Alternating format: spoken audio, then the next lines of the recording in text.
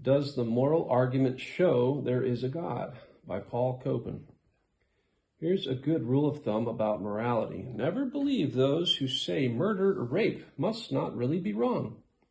Such people haven't looked deeply enough into the basis for moral belief and just aren't functioning properly. Usually, when personally threatened with murder or rape, they change their tune. Colorblind persons need help distinguishing red from green. Similarly, morally malfunctioning persons, those denying basic moral truths, don't need arguments. They need psychological and spiritual help. Like logical laws, moral laws and instincts are basic to well-functioning humans.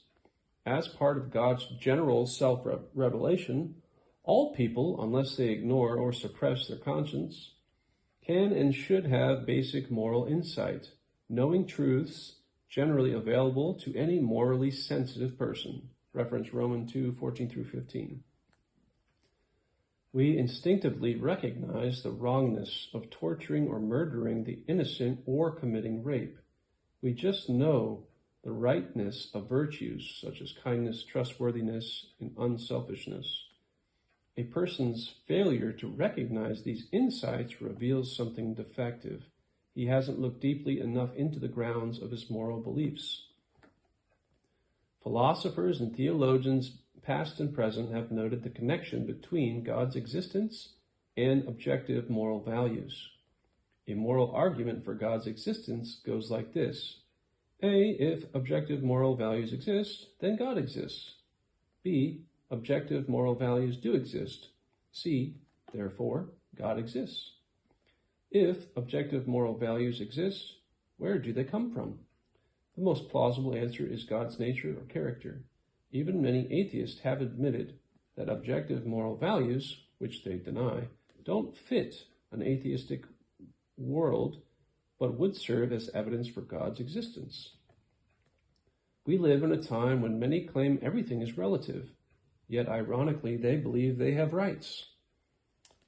But if morality is just the product of evolution, culture, or personal choice, then rights and moral responsibility do not truly exist. But if they do, this assumes humans have value in and of themselves as persons, no matter what their culture or science textbooks say. But what then is the basis for this value?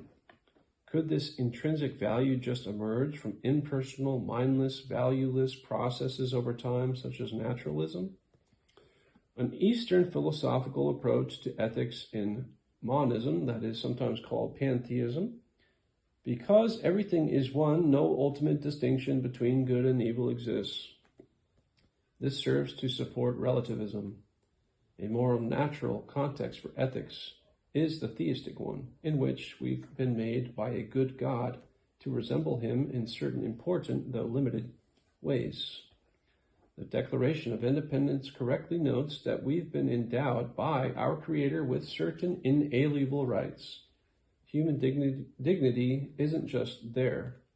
Dignity and rights come from a good God, despite human sinfulness. Can atheists be moral? Yes.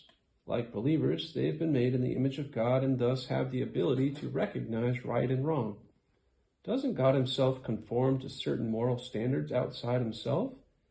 No, God's good character is the very standard. God simply acts and naturally does what is good. Universal moral standards have no basis if God doesn't exist.